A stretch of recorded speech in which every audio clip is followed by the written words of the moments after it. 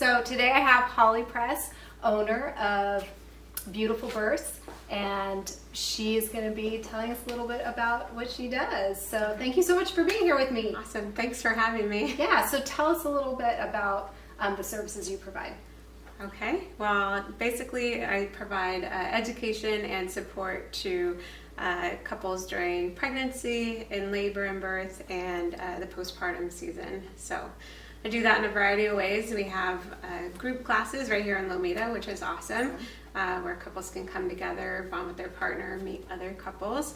I also have an online course, which is available worldwide. Great. And then I provide birth doula services alongside couples during labor to South Bay community, Long Beach, and the greater Los Angeles area, and then postpartum as well. So how did you get started with birthing education? Like, where did it all start for you? Yeah, it actually started about 20 years ago. We were pregnant with our first. Okay. And just all the negative birth stories about horrible pregnancies and C-sections and epidurals, which was in stark contrast to how my mom gave birth.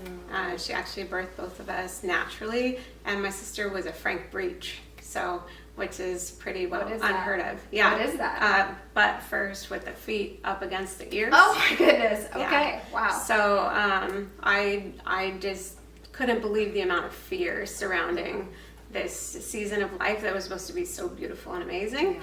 And then near the end of the pregnancy, somebody mentioned a positive birth story. Yes. And then also attributed their great success to a class that they had taken. So we were able to jump in last minute, took the class, and I was like, these are my people, speaking my language. And we went on to have 5 amazing pregnancies, full term, healthy, Awesome. big babies. And then I kind of got hooked, and I felt like other people should know that there's a safe place to have good conversations and get good information and feel supported and not alienated because of the way that we give birth here in the local community. Yeah, for sure. Yeah. Well, let's go a little bit deeper into that. So how would you say having a birthing education or doula services, like how do they change the experience for the mother or father?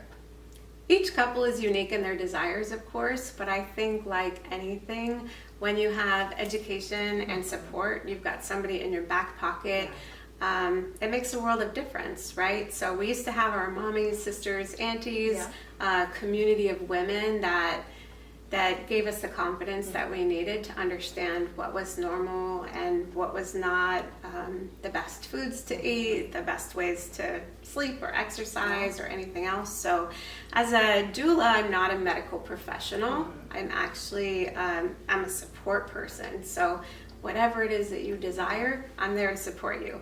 Any questions that you have, I'm there to help point you in a direction to get you the information that you need so that you can make a decision that feels comfortable for your family. So anyone that brings on additional education or support during the prenatal period usually just has a higher level of satisfaction regardless of how things work. So good. Because there's no guarantees, right? It's not black and white, cut and dry, A plus B equals C equation. You cannot achieve your way to an ideal experience. Same with postpartum, right? So many questions. And again, we're removed from our families. And so having someone in your home a few times a week, especially the first couple of weeks or the first few months, really does a lot for your adjustment into parenting, breastfeeding, understanding newborn behavior and things that are normal. What's normal, Yeah. for sure.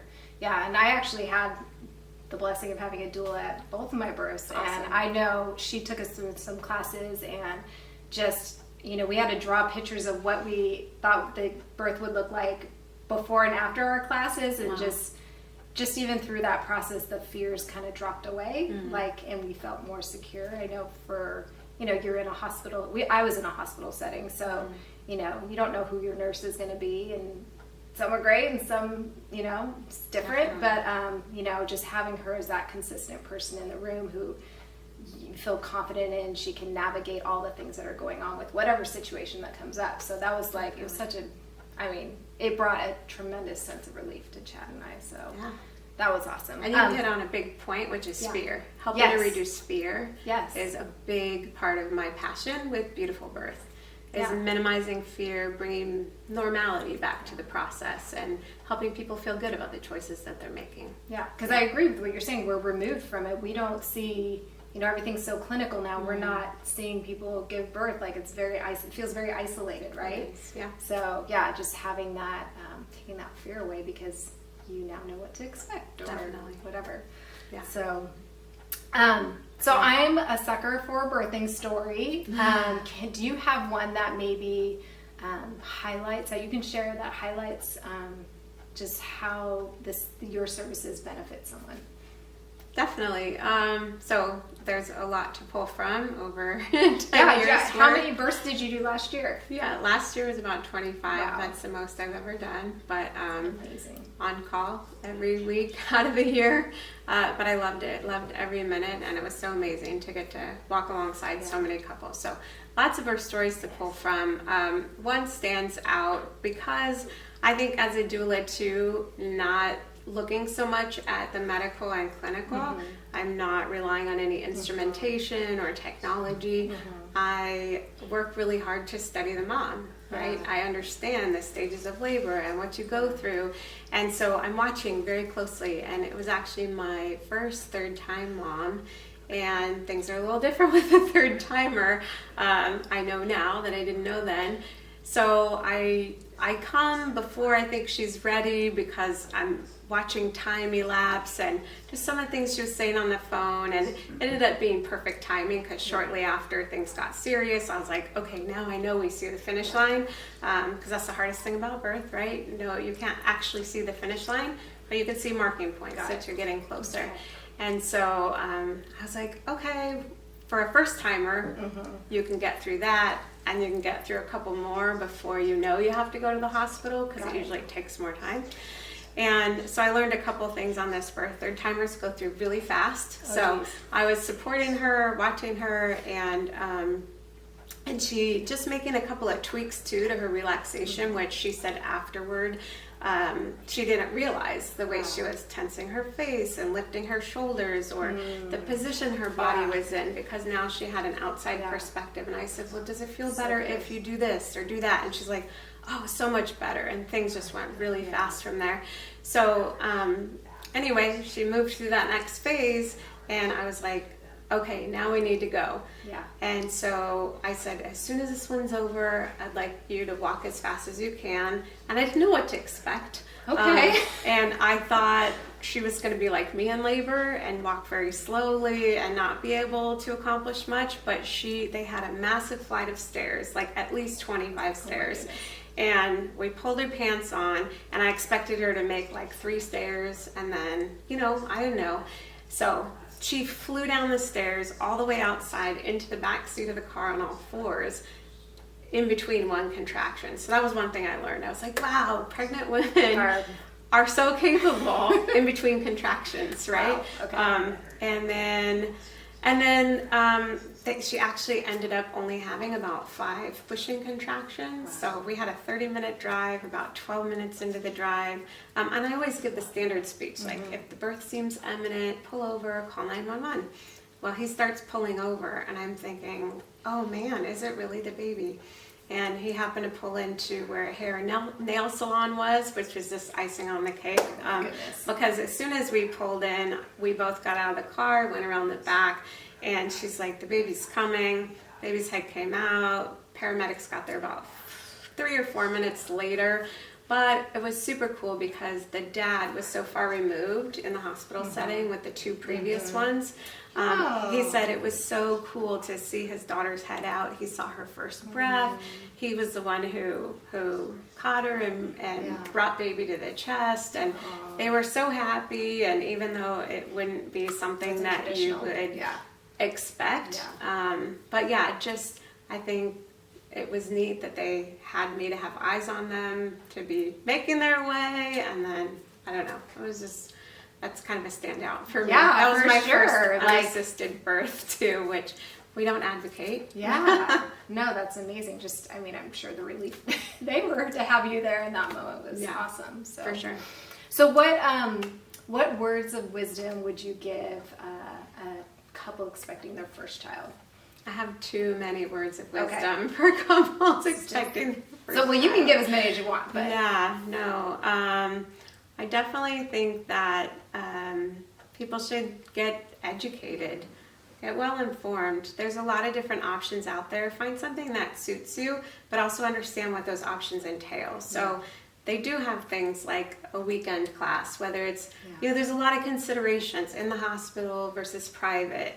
What are the pros and cons of each of those? And then there's a lot of different methods out there right now. So trying to find one that resonates with you.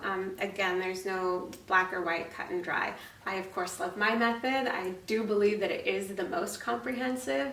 And one of the things that's my favorite is that going through almost the entire final trimester together gives you time to digest the material. So, you think, oh, I would just want to get it done on one weekend, check it off my box. But you take in all this information that's hard to digest and you walk away and it's almost as if it didn't really happen unless you continue. You know what I mean? No, I know, I get it. I mean, I remember Chad and I every week just processing as a couple and like thinking about it and reflecting on the activities. And I think that time was helpful. Yeah.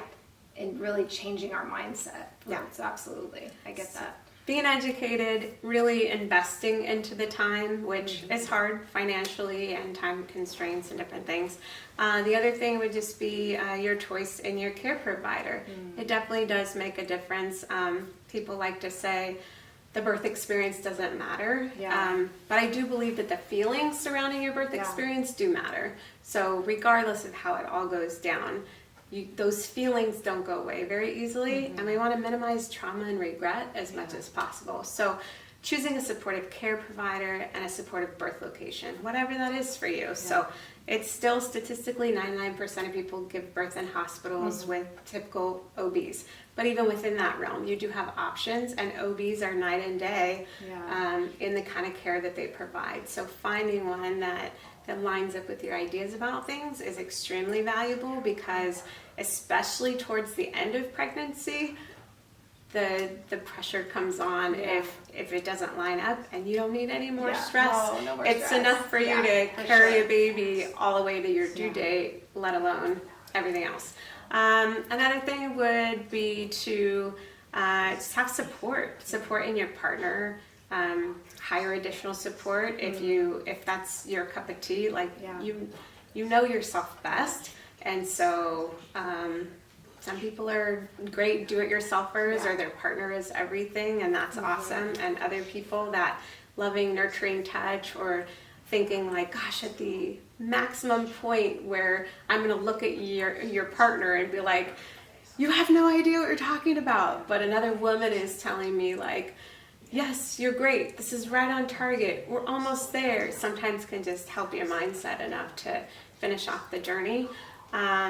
And then I just think you've already touched on one, a big, huge one. Get rid of fear. As much as you can. Normalize birth. It's a physiological function that our bodies were designed to do. So I say la la la la la to terrible movies with depicting horrific births, to birth stories of friends, neighbors, strangers that they want to tell you. So just don't let them tell you. It's okay for you to plug your ears. Okay. So what, maybe not now is the time. You say after, we can compare notes, and it'll be a whole different ballgame. Because a lot of times too, when somebody is sharing a story, we don't even hear the best parts. Like sometimes there's no best parts anyway. But even like I had a couple recently at the post visit, had a very extremely positive, amazing story. But when they told it, somehow it evoked fear in the listener. And it was interesting. And it kind of cast a shadow on their experience, and I was like, so they're not even seeing through the right eyes to be able to hear it well anyway. So people should just keep their stories to themselves. You're going to get your own story afterwards. And I have had some people say too, even with me being there, even with education, even with a supportive care provider, they said what got me through was in my brain all the positive birth stories. So there are books from great people who have compiled positive birth stories. And some ladies, they just replay that in their head over and over again, and it helps them. So anyway, those would be some tidbits, words of wisdom. That's amazing. That's so great. But I mean, I don't even think of like, oh gosh, when I'm telling my stories, make sure I'm telling things that are positive, or maybe wait till after birth. Maybe. Yeah. I think us women could do each other common courtesy, but although then we get to the other side, just like anything, and we're like, how come nobody told me? And you're like, well, but you kind of, the discovery journey for yourself is so powerful. Yeah. So For sure. anyway, So awesome. yeah. Okay, well, thank you for sharing that. Sure. You are a Lomita resident and Lomita business owner. Yeah. So, what do you love about Lomita? Like, what do you have any favorite places? Like, I think Lomita's pretty awesome. We do try and stay local to Lomita as much as possible and support the businesses. Norms is a standby. Awesome. Love it. Norms So is great. fun for birthdays and celebrations. Always open. Takes a can't big beat that. family, right? And we've got affordable, good service. So Love it. That's it's so fun. There's a lot of great places in Lomita. That's the first one that comes to mind. I love it. Yeah. Norms. So, if people want to check out your website, because you've got great resources on your website, and right. So, where do they go? I'm always learning and growing. Yeah, website is beautifulbirth.com. Awesome. Yeah. We'll have it in a link. Okay. And thank you so much, Holly. That was so awesome. Thank my you for pleasure. sharing your experience with us. Awesome. Love being with you today. Thank you. Okay.